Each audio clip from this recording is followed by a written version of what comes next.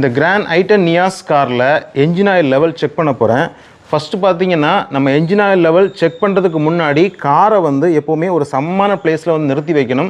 Plus நைட்டில் நிப்பாட்டிட்டு பகல் நேரத்தில் செக் பண்ணுறது நம்ம ஆயிலோட லெவலை வந்து கரெக்டாக செக் பண்ணுறதுக்கு வாய்ப்பாக இருக்கும்.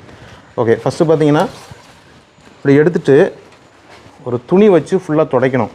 ரைட்டா? இந்த இடத்துல ஃபுல்லாக ஆயிலாக இருக்கும் பாருங்கள். ஸோ நம்ம வந்து முதல்ல துடைக்கணும். இப்படி தொடச்சிட்டோமா? தொடச்சிட்டு இதில் வந்து லெவல் கொடுக்கப்பட்டிருக்கும். ஒவ்வொரு கார்லேயும் ஒவ்வொரு மாதிரி இருக்கும். இப்போ இந்த காரில் எப்படின்னு காட்டுறேன் பாருங்கள். இதில் பாருங்கள் எஃப் அப்படின்னு போட்டிருக்கா. எஃப் கீழே எல் 2 டாட் வந்து இருக்குது. ஓகேவா? இது ஃபுல், இது வந்து லோ அப்படின்னு கொடுக்கப்பட்டிருக்கு. ஓகே, ஆயில் லெவல் பார்த்தீங்க அப்படின்னா இந்த ஃபுல் எஃப்னு சொல்லக்கூடிய இந்த மேக்ஸிமம் லெவலுக்கு மேலேயும் போகக்கூடாது. இந்த எல் அப்படின்னு போட்டிருக்குல்ல, இதோடைய மினிமம் லெவலுக்கு கீழேயும் போகக்கூடாது. இது ஏன் அப்படின்னு நான் சொல்கிறேன். ஃபஸ்ட்டு இதில் எவ்வளோ லெவல் இருக்குது அப்படிங்கிறத செக் பண்ணிடுவோம். இப்படி தொடச்சிட்டு ஓகே எடுத்து செக் பண்ணி பார்க்குறோம். பாருங்கள் எவ்வளோ கரெக்டாக இருக்குது பாருங்கள். அளவு மிகச்சரியாக இருக்கா? அதனால தான் நம்ம என்ன சொல்கிறோம் அப்படின்னா சமமான ஒரு பகுதியில் விட்டுட்டு எடுத்து பார்க்கும்போது கரெக்டாக இருக்கும். அதே சமயத்தில் கார் வந்து முன்பக்கமோ இல்லது பின்பக்கமோ நம்ம வந்து இறக்கமாக இருந்துச்சு அப்படின்னா இந்த லெவல் வந்து கரெக்டாக இருக்காது. ஓகே, இப்போ நான் ஒரு விஷயம் சொன்னேன்.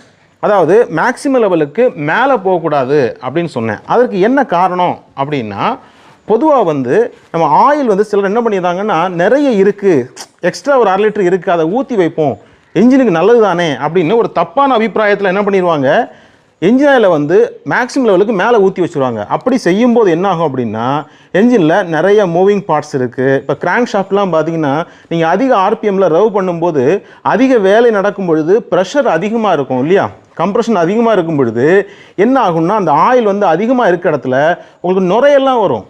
வந்துட்டு இது வந்து சுற்றுறதுக்கான கடினமான வேலைக்காக அது அதிக எரிபொருளை எடுத்து வேலை செய்கிறதுனால உங்களுக்கு மைலேஜ் குறையும். ப்ளஸ் இந்த மாதிரி அதிகமாக இருந்துச்சு அப்படின்னா அதிக அழுத்தத்தினால உங்களுக்கு ஆயில் சீல்ஸ்லாம் இருக்குல்ல, அதில் கேஸ்கட் வழியாலாம் ஆயில் லீக்கேஜஸ் வரும். பல இடங்களில் பார்த்துருப்பீங்க. ஸோ ஆயிலை வந்து நீங்கள் குறிப்பிட்ட அளவுக்கு மேலேயும் ஊற்றிடக்கூடாது.